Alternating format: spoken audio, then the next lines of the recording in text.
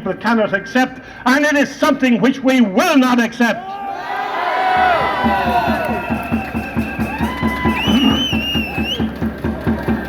In many respects, our culture has descended into an obsession with language, and perfectly innocent people who use the wrong expression in public can have their careers ended and their lives destroyed. We have seen the careers of some of our finest journalists and thinkers ended in this fashion. It is time for us to say this has got to stop.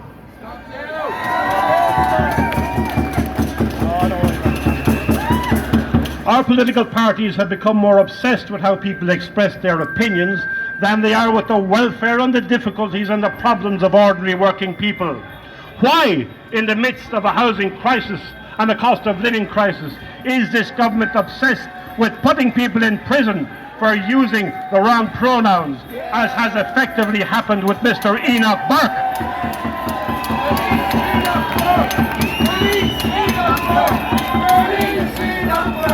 We cannot allow people like Enoch Burke to languish in prison, because that's what Radio Television will do. They will forget about it and hope that we will forget about it. We will not forget about people who stand up for liberty and freedom.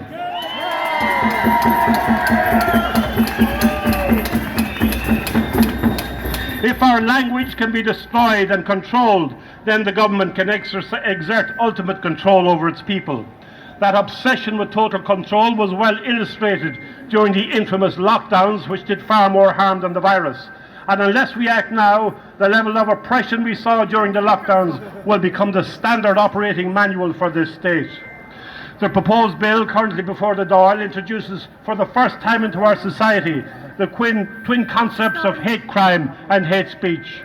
Does anybody think, as I do, that when you start using those terms in the context of legislation, that it brings us directly into the horrible world described by George Orwell in his novel 1984? Orwell warned us, well, that when an idea can no longer be spoken or expressed, it very quickly becomes an idea which can no longer even be thought. So we are not here just to defend free speech, we are here to defend free thought and defend our rights and dignity as human beings. I am here to say that we will never let them take that dignity from us without a fight of the most determined and bitter kind.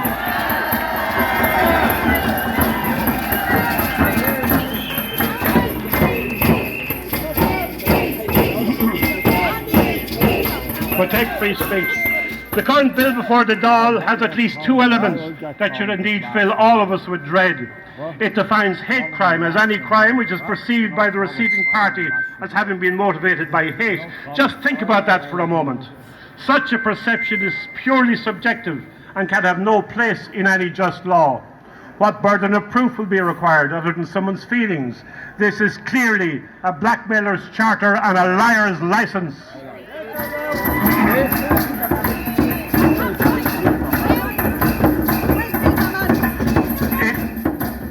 It has the potential to bring the entire legal process into disrepute and will inevitably cause dissension between the disparate elements of society rather than providing harmony between them. In addition, the proposed legislation introduces a two-tier system of law with a very restricted group of designated victim classes being empowered to use the legislation to attack and suppress the free speech rights of the majority population. This can only have the effect of increasing racial and social tensions. Can we not see that the kinds of social division and violence that we have seen played out in America's streets over the past years are a salutary warning to us of what may arrive here if our politicians continue to stoke the fires of racial division and gender hate? We can't let them do that.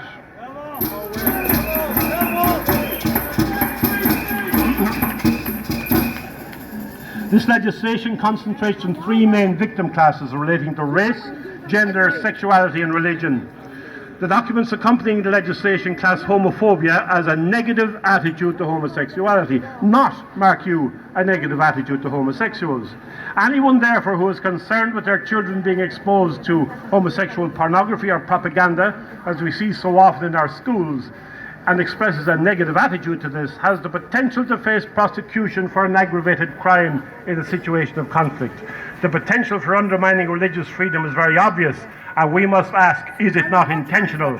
You can call these developments what you like, but please do not call them progressive, because they are not. They will bring us backwards rather than forwards.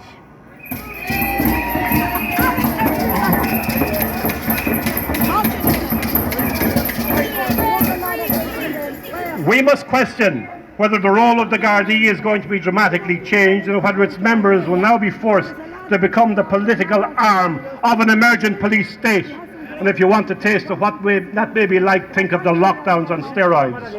We need on Garda Síochána to be just that, guardians of the peace and not enforcers of an intolerant moral code of political correctness. The lockdowns may serve as a salutary warning of what the so-called new normal, the Great Reset, where you will own nothing and you will be happy, will actually be like. We must make it clear that we will not have a new normal. We will have no Great Reset. We will not accept the destruction of our society and the destruction of what have been in our normal methods of behaviour.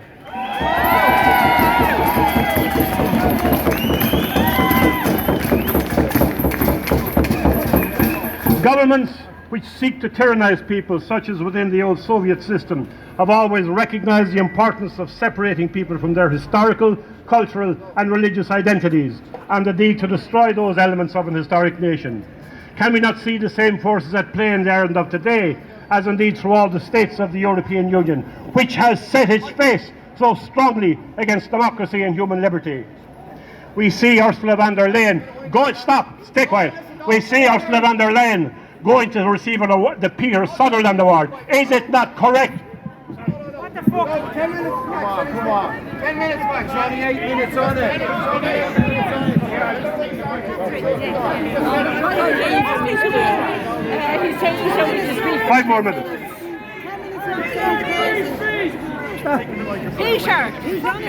We must let the government know that we are proud of our culture, we are proud of our history, we are proud of our roots, and we will never let government exercise tyranny over those values. In many ways, this is why the proposed hate speech legislation concentrates on racial matters. Couple this with the Agenda 2040, whereby government proposes the mass importation of up to 1 million persons into this country, and it becomes increasingly clear that Irish people will not be able to maintain any form of national identity into the future. Every day we see hundreds of unvetted foreign nationals being brought into this country with the purpose of replacing the Irish population and breaking the concept of national identity. Very soon you will not even be able to protest against this, because to do so would be classed as hate speech. That is why legislation is being introduced now to prohibit discussion about the replacement of the native population and to imprison those who raise that issue. In the midst of a housing crisis, we propose a mass importation of people from every part of the world without any economic justification. And any person who speaks against this is described in the claptrap language of our government and our journalists as a racist, a xenophobe or worse. We must proudly proclaim that seeking to protect our nation from social and cultural disintegration is not a racist value, but a patriotic one.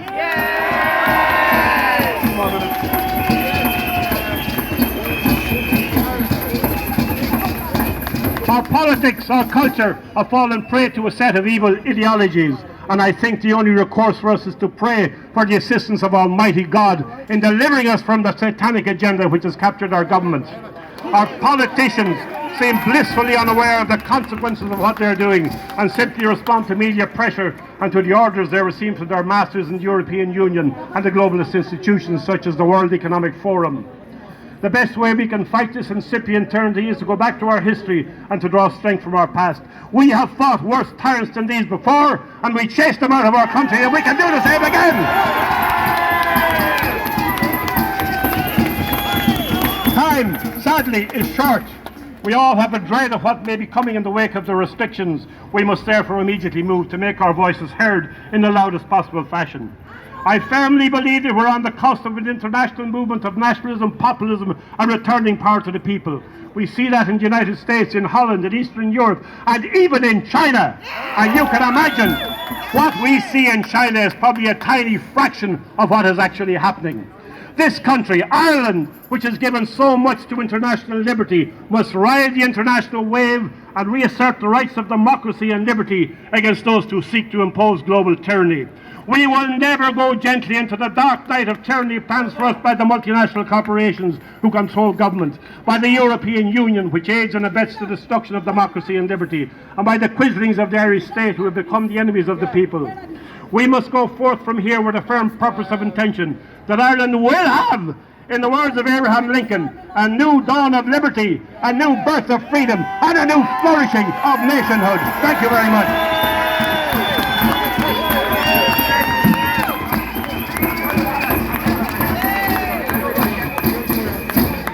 Thanks very much, Michael. That's Michael Leahy there.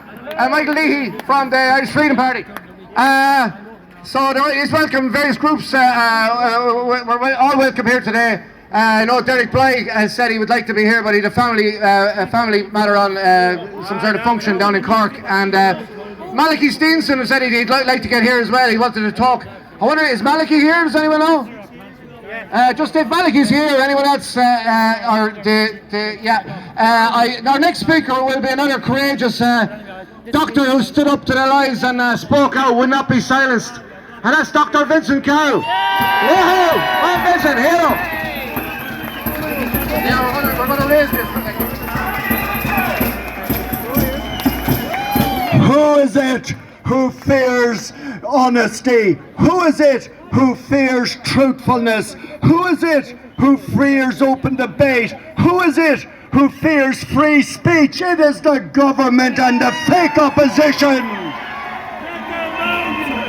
I don't fear free speech, I welcome free speech, but I am opposed to compelled speech, where somebody tells me what to say, where somebody tells me what to write, where somebody tells me what boards I may or may not display, and ultimately somebody will try to tell me what to think, but they will not succeed, they will not do so, because I am a free and sovereign person. No, no, no!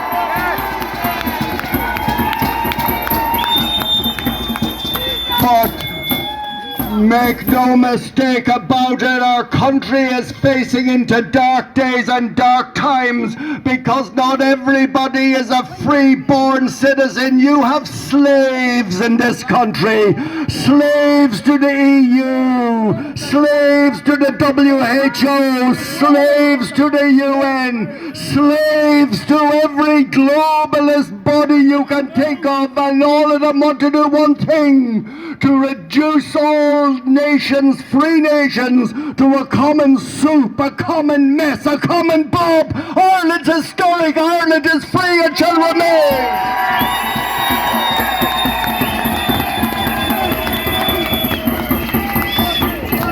For hundreds and hundreds of years, as a nation, as a people, as a society, we've stood together, bound together, worked together, fought together, and we have come out as a free and independent nation, a shining light to the rest of the world. And there are those who want to destroy that, but I pledge my loyalty to this dear nation, and I give her my love, and I shall, as a free-born citizen, fight to defend her.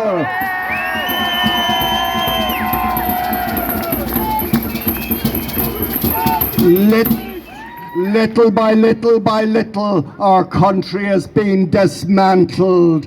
A fragile population, maybe 5 million people, with a vibrant and dispersed diaspora, but still in the overall scheme of things relatively small. We're a fragile culture and a fragile nation, population-wise, and the attempt has been made to effectively dilute us, dismantle us. They will not succeed.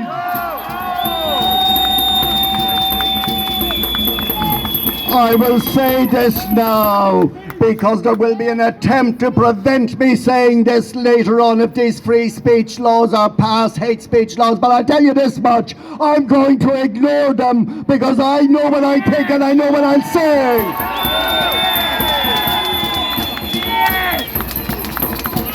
But I am aware I am aware in the 16th century the plantation of Laois Offaly, then the plantation of Munster, then the plantation of Ulster, and now there is the final plantation of Ireland. Resist!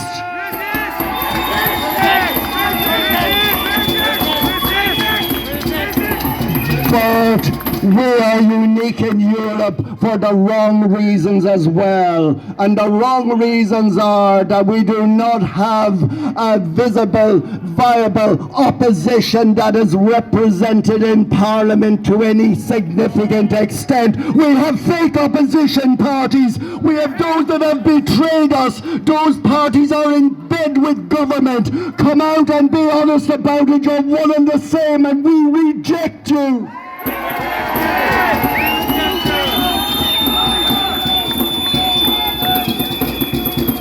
As I've said at a previous meeting, 2 miles from here there is a prison, and as referred to by Michael there is a man in that prison, not for what he did, but for what he said or refused to say. That is compelled speech.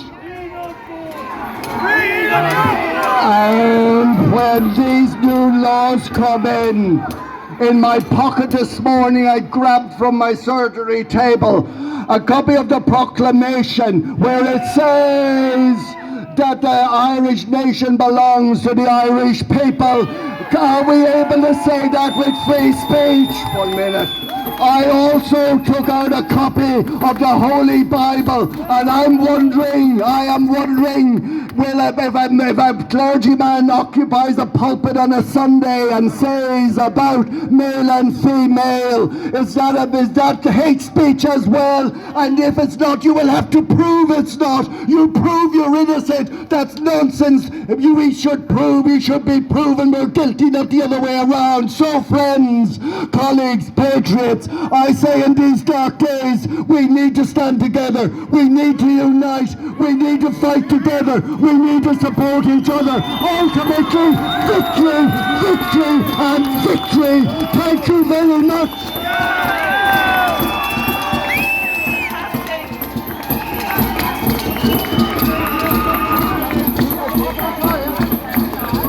All right. Okay, folks. We have a great woman here, a great warrior for Ireland. She didn't want an introduction, but I'm going to give her one anyway. She was with us there when we were in Bauer Street a few years ago fighting Google and the oppression. And that's Julie Phibbs. Okay, welcome Julie, and great to see so many people from those times still with us. Keep going, folks, and we build up the numbers. I see the count there, great man. Oh, there's so many of us here. But Peter there, I'm going to give you Julie Phibbs now. She's written the piece for today, so I'd ask you just maybe be silent and listen clearly and reflect on what she has to say. I haven't heard it myself yet. Thank you very much. Here's Julie. Round of applause.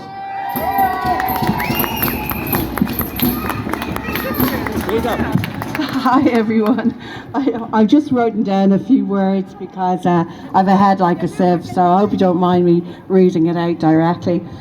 Just to say that it is really a dire reflection on today's society when we find ourselves here on the streets having to fight a tyrannical regime who seek to silence and control the voices of the decent women and men and children of this country. These government imposters want to steal and erode our God-given right to speak and question freely. The government of this nation has, it would appear, gone rogue and no longer genuinely work for the Irish people. They now aim to silence anyone who questions their malicious agenda. Anyone who dares call them out on how they are violating our tiny island, our heritage, our culture, our health, and our civil liberties. Those who use their might, power, and media for their own gain to push a destructive globalist agenda, they are truly the hateful ones. They are the ones who are the bullies and the cowards. people and have much to hide as they realise that the Irish people are having a great awakening conversation, which grows louder daily. A conversation of truth is taking place on this island with the Irish public, who are discovering what really lies beneath the filthy masks of a globalist government and its vile, self-serving propaganda. This is what this is really all about. They want to stop our conversation. They want to shut us up. They want us silenced as their lies and scams are exposed. Well, we will not be bullied. We will not be told what we can and can't say, or what we can and can't think. We will not be threatened with farcical anti-free speech legislation. I stand here today because I have a message for the government and for every politician who should carefully consider whether they wish to stain their legacy with a dirty black mark of history should they cross the Irish people with this treasonous legislation. Hear this loud and clear. The more you try to silence us, the greater our voices will rise.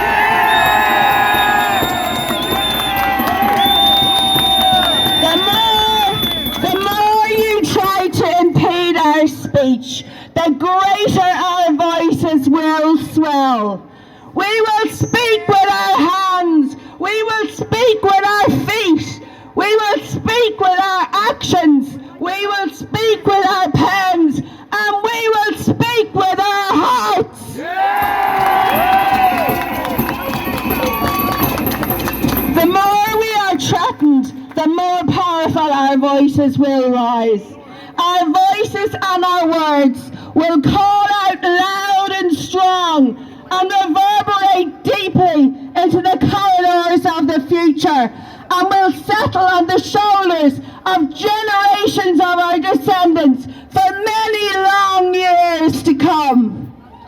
Try to silence us, and the voices will roar as a tsunami of sound back to the ghosts of our ancestors, and wake them from their slumber to join us in our battle for speech and freedom. Nearly finished. Sorry. As a glorious and proud nation of poets, balladeers, storytellers, musicians and conversationalists, we will not have our voices gagged or impeded. We will never accept this anti-free speech legislation, and they will never succeed in controlling our conversations. But the day is coming when the sound of silence will be welcomed, and that will be the day when the hiss of traitorous snakes and vile treachery no longer permeate the houses of power in this country. And what a great conversation we will have as a nation on that day. Dia Ismira Aaron. Woo! Thank you.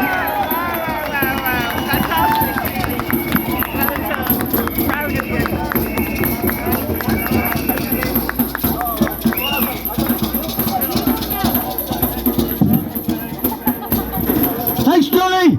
Oh, well, I tell you, the women are something in this country. They've really come to the fore the last 2 or 3 years, you know. I don't know what's wrong with the men. We've heard a lot of descriptions that there's some anatomical problem with the men, but I don't seem to be able to stand up for themselves. So it's time to start doing something about it now, because it's too late when you're off down and enslaved and in the grave, right? So time to do it, folks. I have another little dynamo lined up here now, you know. A little woman called D-Wall, Volcano, great trooper. Come on up, honey.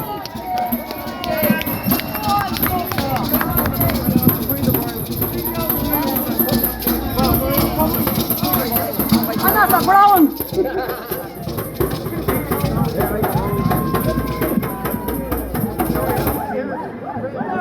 Hi everybody! Whose country is this? I can't hear you! Whose country is this? You better believe it is! And for the change, standing outside of this GPO, where we have been for the past 2.5 years, standing up exposing the parasites, the scum of the earth, that's puppets in that doll. For who? For George Soros and his dirty, filthy gang. The people in that doll do not work for you. They do not care about you. They only care about the man that's pulling the strings on their back. The WEF. That's who they cared about. And the Garda Síochána that used to take a note to treat us all equally. Do you feel treated equally? Not a hope in hell do you are you treated equally. Are the homeless in Ireland treated equally? Did you see any buildings getting opened up for the homeless in Ireland? This government have an agenda. And on their agenda we spoke about here at the GPO over 1.5 years ago. We told you exactly, step by step by step, exactly what they were going to do. And we were called every name under the sun, from tinfoil hat to conspiracy theorists, to racists, to fascists. And isn't it amazing, the one that was calling us the fascists is the ones that was trying to stem our freedom of speech. Amazing, isn't it? All the where are they now? 2 of the little scallywags was here earlier, but you didn't see them arrive in East Wall now, did you? You didn't see them trying to stem the speech in East Wall, and you won't, because they won't stand for it. You people have got to remember, we already have freedom of speech. We already have hate speech in our constitution. There is no need for this bill that they're bringing in. Why are they bringing it in? Why does anyone here think that they're bringing it in? They're doing it to suit their own agendas to control you even further. Will you be controlled? Well, I can't hear you. Will you be controlled? This needs to get loud and clear to the parasites in the doll. But you see that word parasites? You use that now when they get this bill through. They've gone past the second stage. And then we've got the likes of Sinn Féin and people before profit coming out doing protests. The very, very amazing thing about it is they come out and do protests after they voted for the end of fucking doll. They vote for it and then come out and then pretend to be against it. Sinn Féin needs to be put in a bucket and the lid put on it and left there. Because in this stall, we, the people of Ireland, the Irish people, we have no opposition in the doll. Zero. But I want to give you all for the change a bit of good news. Does anyone want a bit of good news? I can't hear you. Here's a bit of good news for you, and I have it right here. I done a stream last night to let the people of Ballyfermot know the good news. Now, they say we have no veto, correct? We do have veto, and here's the proof.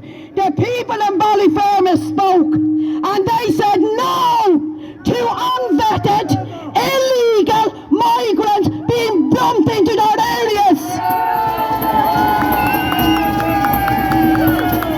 And here's the very proof.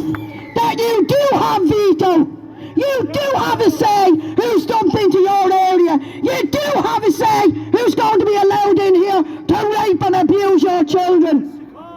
You heard about the devil you know. Well, we know the ones around there. If a rapist or anything is put in your area, you're allowed to have veto. You're allowed to have veto. But if illegal migrants are put into your area, you're told you don't have veto. Well, here's the proof, and then I'll finish on that note. And the proof is Vincent Jackson, Independent in Dublin 10.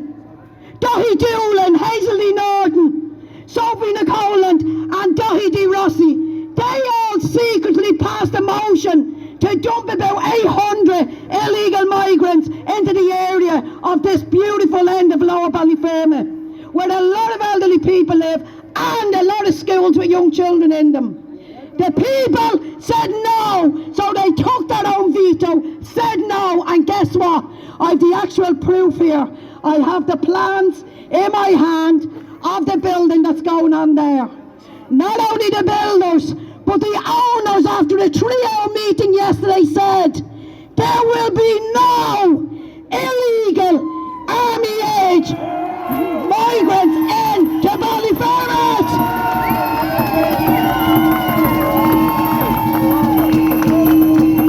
So I will leave it there, people, and I will say, do not listen to the liars in the Dáil. You do have veto.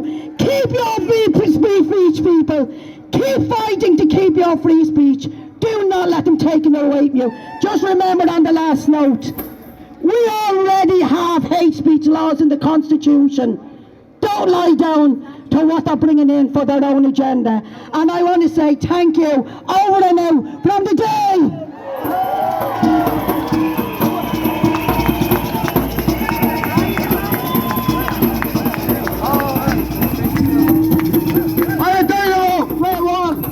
Our secret weapon in the resistance movement. One of them anyway. Thank God we've lost them.